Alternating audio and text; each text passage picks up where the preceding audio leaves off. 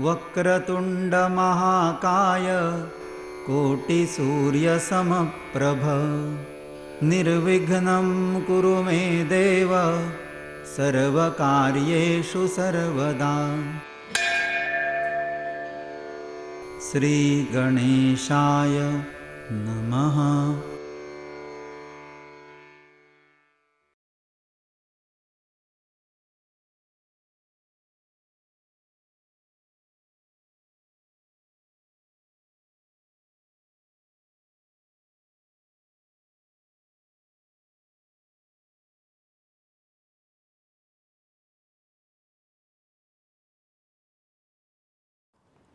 नमस्कार। इस सत्संग में आपका हार्दिक स्वागत है। सत्संग आरंभ करने से पूर्व आइए सत्संग के उद्देश्य को सफल बनाने हेतु सद्गुरु वंदना करते हैं। हमारे आस्था केंद्र जो भी हैं उन्हें मन ही मन प्रणाम करते हैं और इस श्लोक को दोहराते हैं।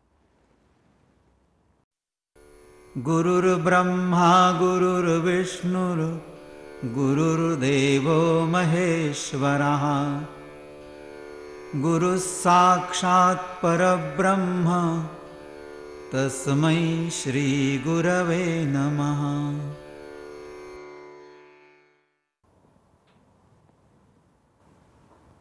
अध्यात्म शास्त्र की दृष्टि से व्रत करना यह एक कर्मकांड है।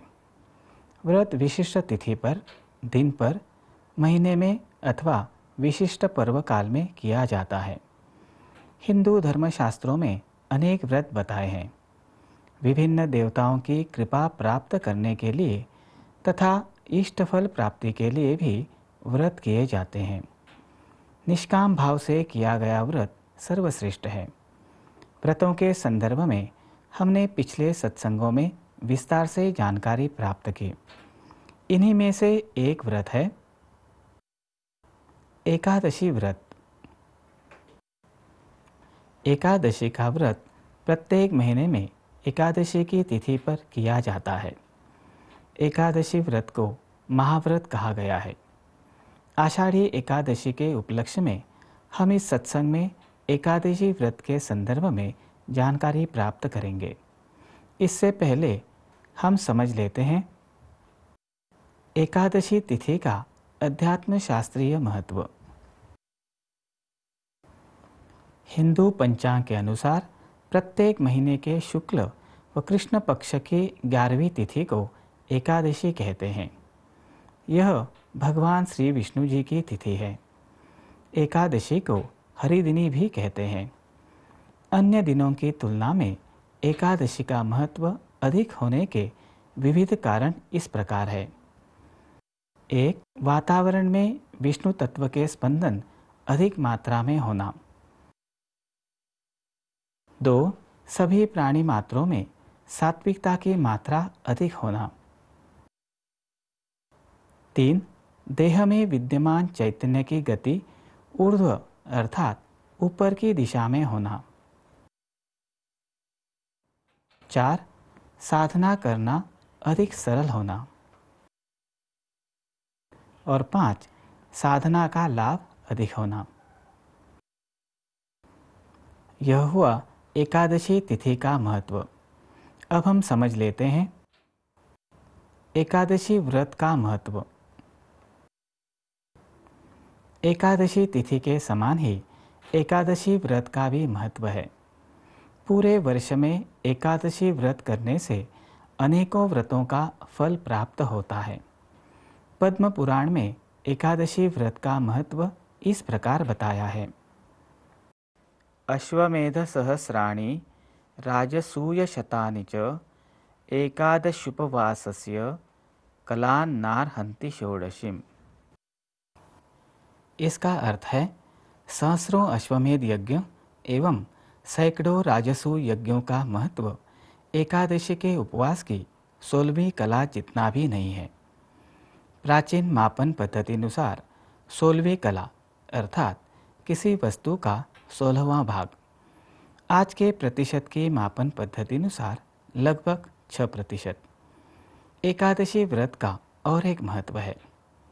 अन्य सभी व्रत संकल्प करने के उपरांत ही आरंभ करने होते हैं। संकल्प यह एक प्रकार की प्रतिज्ञा ही है। मन के निर्धार का उच्चारण वाचा से करना व हाथ से जल छोड़ना। व्रत के आरंभ में और अंत में संकल्प करना चाहिए, अन्यथा व्रत निष्फल होता है। परंतु एकादशी के व्रत के लिए संकल्प की आवश्यकता नहीं होती। इससे स्पष्ट होता है कि यह एक ऐसा व्रत है जो बिना संकल्प के भी मनुष्य को फल प्रदान कर सकता है। अब हम समझ लेते हैं संतों की दृष्टि से एकादशी का महत्व। एकादशी का महत्व बताते हुए महाराष्ट्र के संत एकनाथ महाराज कहते हैं, अनंत व्रतों की राशि एक और एकादशी एक और, अर्थात एकादशी व्रत का लाभ अनंत व्रतों के लाभ से अधिक ही होता है। महाराष्ट्र के एक और संत तुकाराम महाराज भी एकादशी का महत्व इस प्रकार बताते हैं, जो मनुष्य एकादशी के दिन भोजन करते हैं वे पापी होते हैं। एकादशी का महत्व हमने समझ लिया। आइए अब समझ लेते हैं एकादशी के लाभ। एकादशी व्रत करने से 1.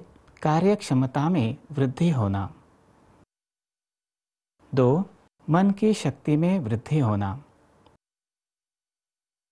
3. आयु वृद्धि होना। 4. आध्यात्मिक उन्नति शीघ्र होने में सहायता मिलना। अब हम समझ लेते हैं एकादशी के प्रकार।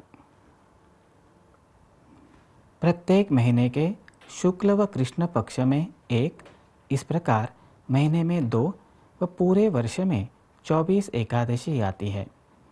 प्रत्येक महीने में आने वाली एकादशी को पुत्रदा, मोक्षदा, कामदा, सफला, जया, विजया जैसे विभिन्न नामों से जानते हैं।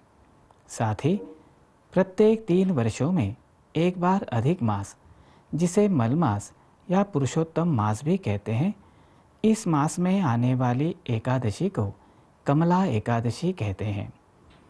जब एकादशी तिथि 2 दिन की होती है तब शैवपंथीय प्रथम दिन की एकादशी मानते हैं, तो वैष्णव दूसरे दिन की। शैवों की स्मार्त एकादशी तो वैष्णवों की भागवत एकादशी कहलाती है। शुक्ल एकादशी को भगवान श्री विष्णु के अथवा श्री विट्ठल के मंदिर में दर्शन के लिए जाने की, तो कृष्ण एकादशी के दिन अपने संप्रदाय से संबंधित संतों के समाधि स्थान पर जाने की परंपरा है। जैसे प्रत्येक महीने की शुक्ल एकादशी को पंढरपुर जाते हैं, तो कार्तिक कृष्ण एकादशी को आळंदी अथवा ज्येष्ठ कृष्ण एकादशी को त्र्यंबकेश्वर जाते हैं। आइए अब समझ लेते हैं एकादशी मनाने की पद्धति।